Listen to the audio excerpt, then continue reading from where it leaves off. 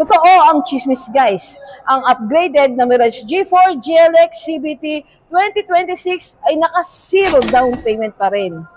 Ano nga bang bago sa ating Mirage G4? Tara, let's have a short review. Simulan natin sa headlight. From halogen bulb to LED projector light na may kasama pang daytime running light. Sa gulong naman, from alloy wheel to two-toned alloy wheel.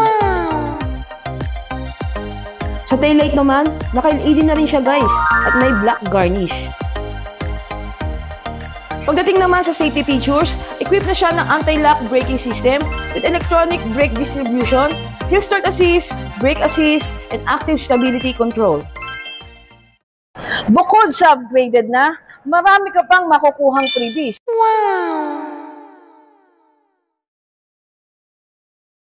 I-message mo lang ako sa aking Facebook page or tumawag sa aking phone number. Limited offer lang to guys, kaya apply na at ako ang bahala sa inyo.